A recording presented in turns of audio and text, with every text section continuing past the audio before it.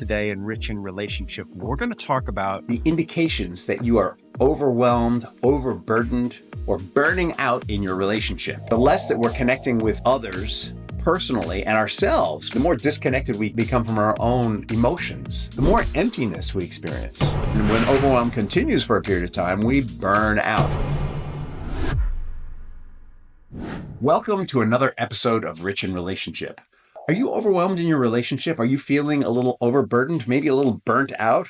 Now, this episode is all about recognizing the stages. What level of frustration, burnout, overwhelm are you experiencing? So listen carefully, because we've got some great gems for you here. And the next episode, we're going to review quickly the 12 signs, the 12 stages, and we're going to give you some tips on how to handle each one. So listen, again, stay tuned. We've got some great stuff for you here. Also, a little precursor. I want to be super clear that it is fully possible that you are experiencing burnout and overwhelm in the rest of your life, and it is carrying over to your relationship.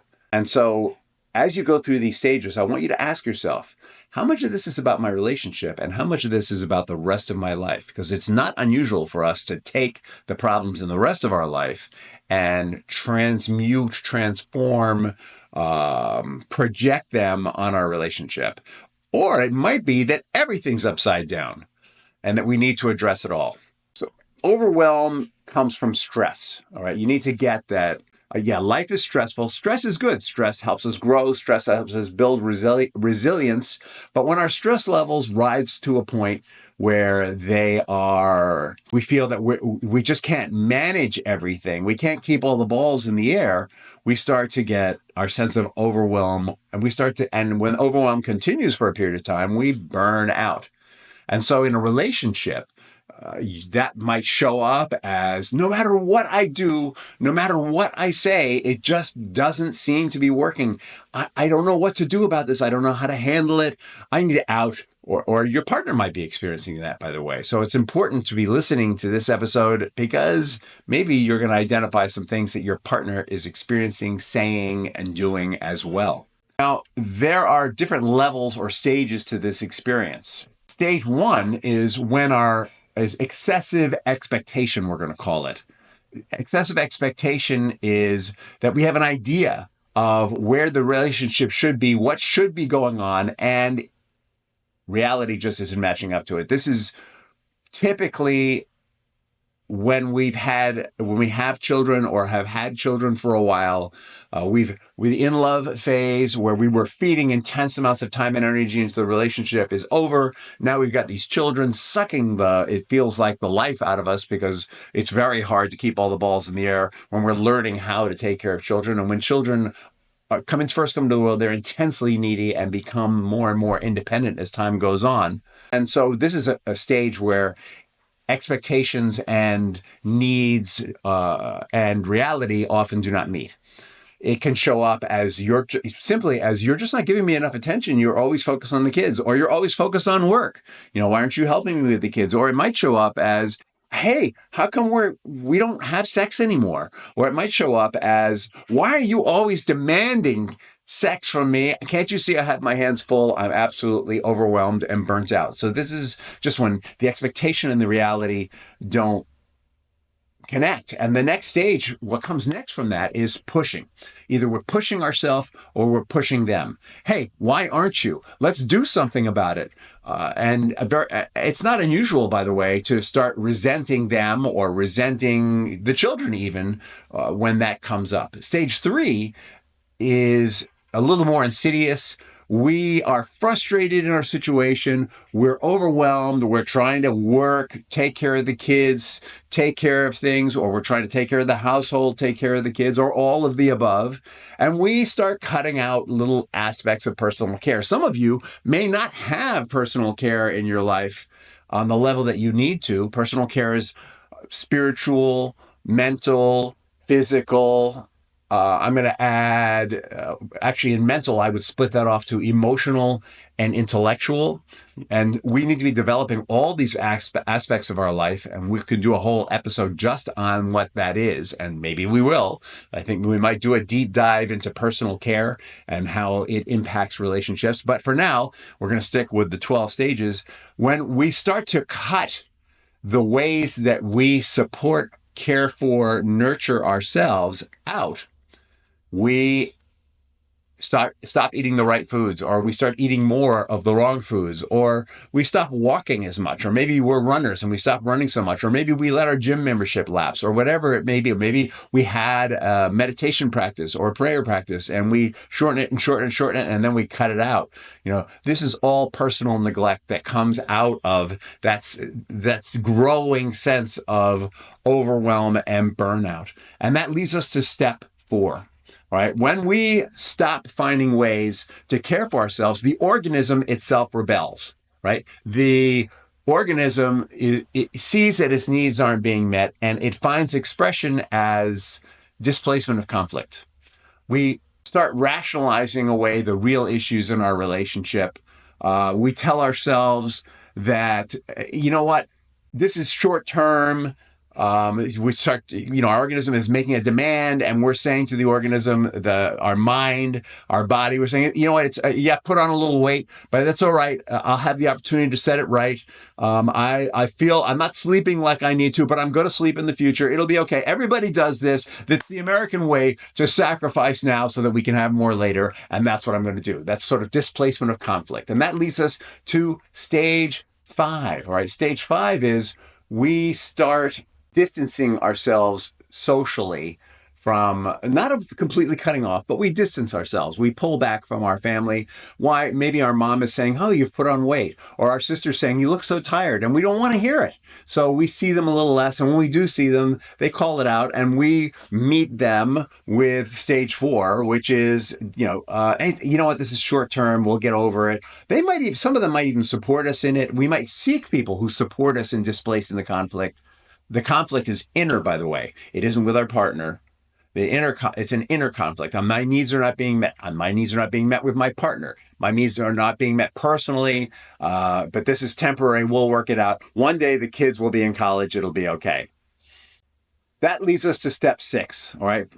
Step 6 is actual denial, where we are in denial about the cause of all this. When we get into denial, that is when we start to really pin it on our partner. If he would only do this, I would have more time for that. And if he would only be, or she would only be more intimate with me, then I would feel so much safer. Or if he would only help me feel safe, then I would be able to be more intimate with him. But this is messed up. It's all them. And the denial is of our responsibility. The denial is of the fact that we have been shortening our self-care, that we have been prioritizing things poorly when it comes to ourselves. This was huge in the pandemic, by the way. I had a ton of clients who came to me in the pandemic, and the work what they were doing was they were putting work first, right? Oh my God, I'm working from home. I have to show them that I can be effective. I have to keep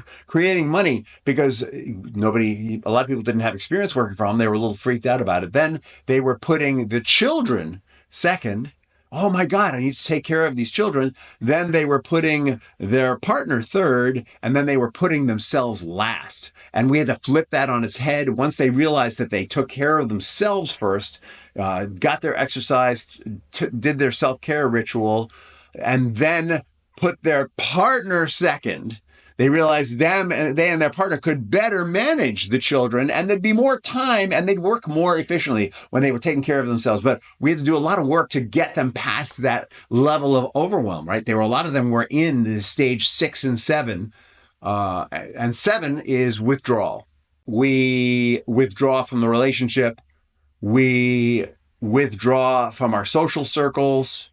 We it isn't just distancing. We actually withdraw. We stop practicing in our communities. Maybe we have a yoga community, we just stop going. Maybe we have a boxing community, we just stop going.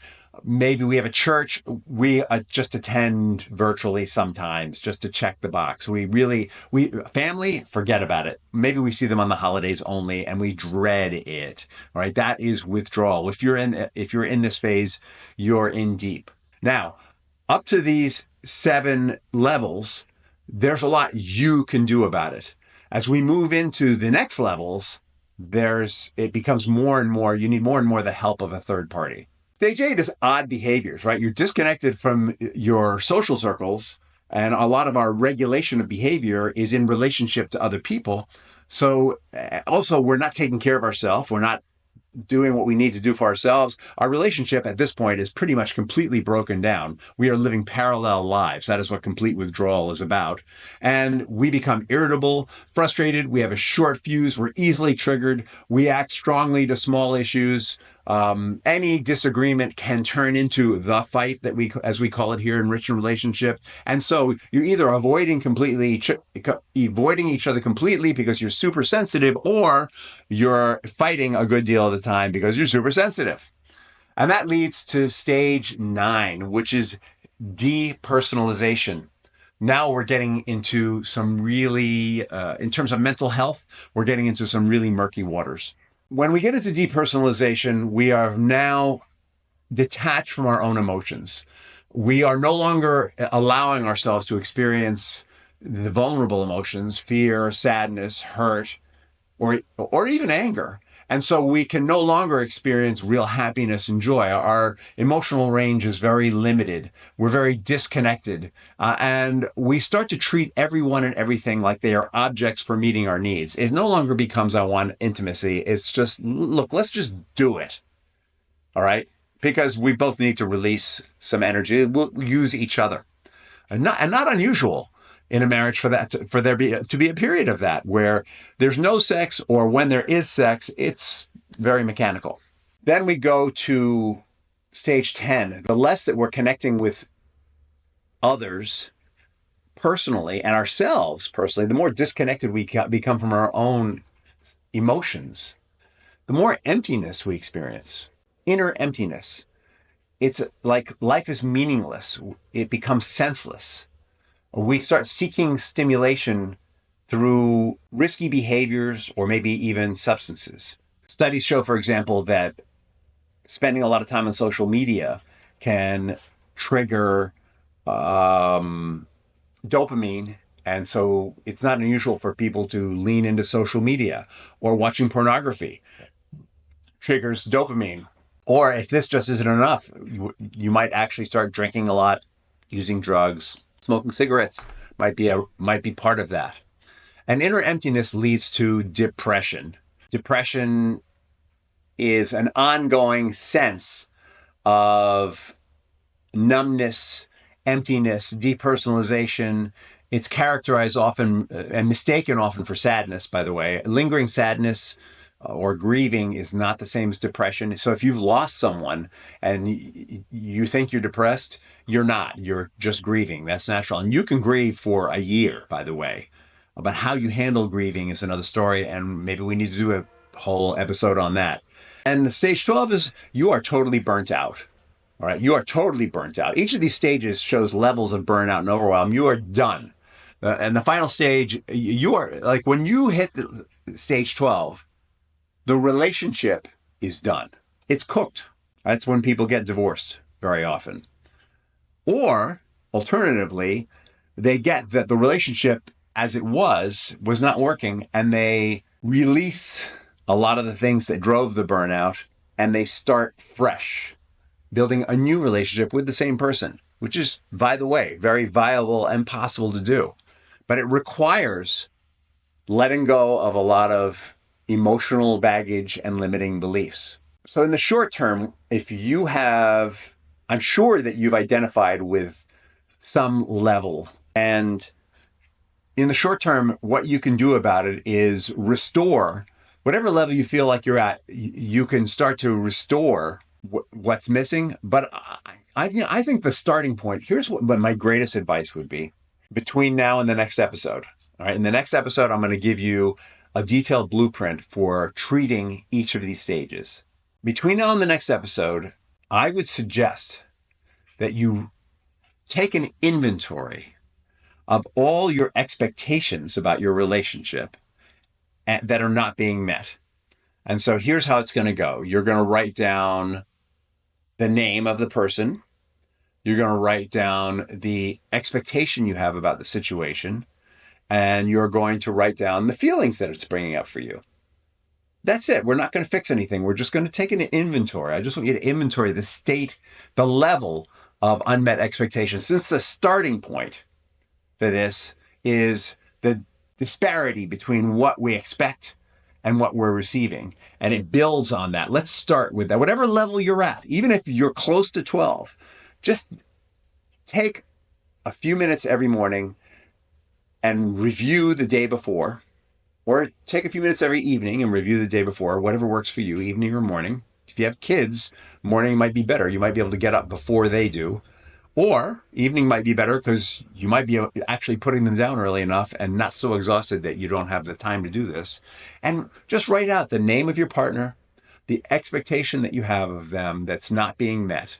Now here, let's add something to it. On a scale of 1 to 10, with 0 being not at all and 10 being totally, put a number for how well that need is being met. Is it a 0, 3, 5, 7? And then the emotions. All right, let's just take an inventory. I actually have never done this with a client before. This is new. I'm launching something new with you. And share it with me or save it for the next episode, and we'll talk more about what to do with that. If you want more information on or need more help with your relationship, go to richinrelationship.com. If you want to have any questions or comments, when you go to richinrelationship.com, there's the opportunity to schedule a free call with me. I'm happy to talk to you. I'm on a mission here to help people save their marriages. And so any way that I can do that, I'm going to do. And I offer these complimentary calls as a way to help you, the listener, take whatever the next step is in healing your marriage so that it can be more fulfilling and joyful and prosperous for you both and therefore for your children. There are free resources on the website, so I encourage you to go there. And in the meantime, subscribe, share this podcast if it resonated with you. And thank you for coming. Have an awesome tomorrow.